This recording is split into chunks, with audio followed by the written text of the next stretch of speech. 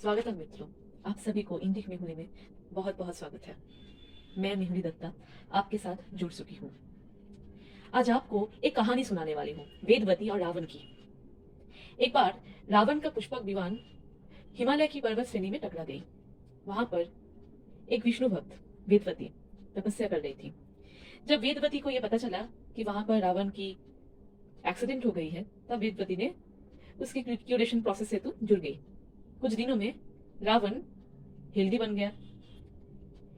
लेकिन जब रावण स्वस्थ हुआ, वो वेदवती के साथ ऐसा कुछ किया जिससे रावण के स्वयं आराध्य देवों के देव महादेव रावण को मारने चले आए। तो रावण क्या किया था? जो नारी उनका सुरक्षा हेतु उनकी चिकित्सा की, उनको रेप किया। लेकिन महादेव जब रावण को वध करने पहुंचे, तब भगवान विष्णु रोक दिए और कहे कि ये तो मेरे हाथ मरेगा। भगवान विष्णु और महादेव दोनों ही वेदवती को रोके, लेकिन वेदवती अपना प्राण त्याग दिए। अपनी शरीर को वो अग्नि में भस्मीभूत कर दिया। एक ऐसा ही कुछ घटना कुछ दिन पहले एक ऐसे शहर में घटी जहां पर 2 महीने बाद शक्ति की सबसे महान उत्सव मनाया जाता है, दुर्गा पूजा। पश्चिम बंगाल एक ऐसा राज्य है जहां पर सबसे अधिक शक्ति पीठ गिरी है और यहाँ पर देवी की आराधना होती है। लेकिन एक ऐसी बेटी के साथ ऐसा कुछ हुआ, जो कि वेदवती की तरह एक ऋषिनी थी, डॉक्टर थी, और वो ये समाज की सेवा के लिए आई थी। बात है आरजी कौर मेडिकल हॉस्पिटल की। मैं जिसके साथ ये घटना घटी है उसका मैं नाम नहीं ले सकती, क्योंकि हमारे कॉन्स्टिट्यूशन के आईपीसी के अनुसार नाम लेना वर्जित है। इसलिए मैं उसको वेदवती ही बुलाऊंगी। तो वेदवती 36 आवर्स काम करके, समाज की सेवा करके, चिकित्सा करके थोड़ी रेस्ट लेने गई थी। एक उसके साथ ऐसा कुछ हुआ जिस पर जब 7 बजे उसकी सेमिनार के रूम को खोला गया, तो एक ब्लू कारपेट पे उनका शव देह मिला। पहले तो कोलकाता पुलिस ने इसको आत्महत्या का नाम दिया था, लेकिन जब बहुत गौर से देखा गया, तब उसके चेहरे में इतने दाग थे और ऐसी जगह पे दाग थे जो स्पष्ट समझा रही थी कि उसके साथ बहुत गलत हुआ। और वो सिर्फ एक व्यक्ति नहीं, बहुत सारे लोग किए थे।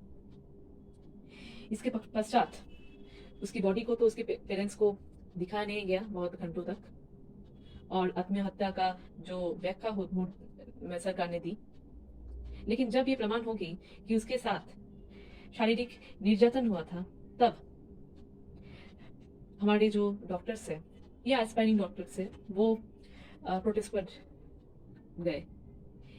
जब वहां पर इन्वेस्टिगेशन हुई, तब संजय रॉय नामक एक सिविक वॉलंटियर को पकड़ा गया था, और वो स्वीकार भी कर लिया कि उसने ये काम किया है। सेमिनार के हॉल के अंदर कोई सीसीटीवी नहीं था, कॉरिडोर में था, उसमें इसका ही पिक्चर उठी। लेकिन उसके अंदर 150 ग्राम सीमेन निकली है। ये चीज डिनोट करती है कि उसके साथ एक नहीं बल्कि बहुत सारे लोग ये काम किए हैं। और ये घटना को इतनी हॉरिफिक है कि इसका व्याख्या नहीं करा जा सकती है।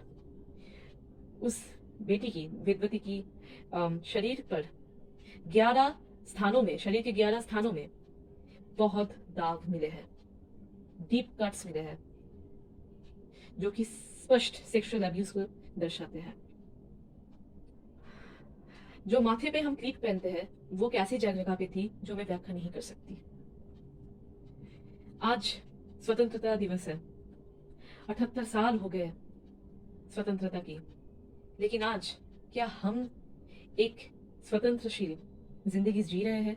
क्या हम निश्चिंत होकर रास्ते में निकल सकते हैं भारत में? कैसी स्वतंत्रता है? हमारी देश एक ऐसी देश है जिस देश ने पहली बार अपनी पहली वोट में हर बेटियों को, हर औरतों को, हर देवियों को वोट देने का अधिकार दिया था। हमारी देश एक ऐसी देश है जहां पर मातृ पूजा होती है, लेकिन क्यों आज भी ये सब घटनाएं घट रही है? क्या इसके लिए मैं किसी सरकार को दोष देना चाहूंगी? नहीं। और हाँ भी, क्योंकि चाहे वो जो कोई भी सरकार होना या नहीं हो, किसी ने भी इस चीज का सोल्यूशन नहीं निकाला है। जितने दिनों से इन्वेशंस इस देश में हुई है, उस दिन से हजारों साल से ये चीज चली आई आ रही है। रूह कांप जाती है ये सब सुन के। एक औरत होकर स्वतंत्रशील या क्या बोलूं, फ्रीडम फील नहीं करती हूँ। In India now safety for women is a luxury, and as a woman I don't feel safe in India. अगर मेरी बात माना जाए तो इस बार दुर्गा पूजा नहीं होनी चाहिए। कैलाश में महादेव भी अब देवी को बोलेंगे कि मत जाओ, क्योंकि वापस आओगी या नहीं आओगी इसका कोई गारंटी नहीं है। पता नहीं क्या होगा, लेकिन जो कुछ भी हुआ, एक केस उठकर आई है। इसके साथ बताया जाता है कि एक घंटे में 100 रेप होती है इस देश में। बहुत सारे केसेस रिपोर्टेड होते हैं, बहुत सारे केसेस अनरिपोर्टेड होते हैं। कुछ दिन पहले जो एसपी का एमपी है अयोध्या की, उसने उसके वो एक छोटी सी बच्ची को रेप किया था, लेकिन ये न्यूज बहुत फैली नहीं है। आज सारी कलकत्ता, सारी देश, विश्व में बहुत सारी यूनिवर्सिटी जहाँ पर इंडियन कम्युनिटी रहती है, वो अब रास्ते में है, प्रोटेस्ट कर रहे थे।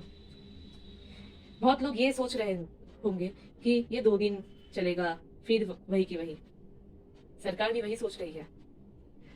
आज वेस्ट बंगाल की सरकार ये सोच रही है कि सत्ता कैसे बचाए।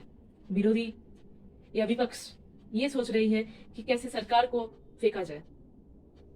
हम सोच रहे हैं कि हम बहुत साधारण हैं, मिडिल क्लास फैमिली से आते हैं, प्रोटेस्ट करूंगी तो नॉकड आउट हो जाऊंगी। लेकिन महिलाओं को रास्ते में आना जरूरी है। ये समाज लक्ष्मी या पार्वती का योग्य नहीं है। ये समाज माँ काली को जानना जरूरी है, जो हर दोषी का रक्तपान करने में समर्थ है। गरुड़ पुराण में रेप का या दर्शन का जो भी पनिशमेंट दिया गया है, वो पनिशमेंट देना चाहिए। अगर इतने ब्रूटलिटी से उस बेटी का ये हालत किया गया, तो उसका जो दोषी है उससे भी बदतर, उससे भी घिनौनी सजा देनी चाहिए।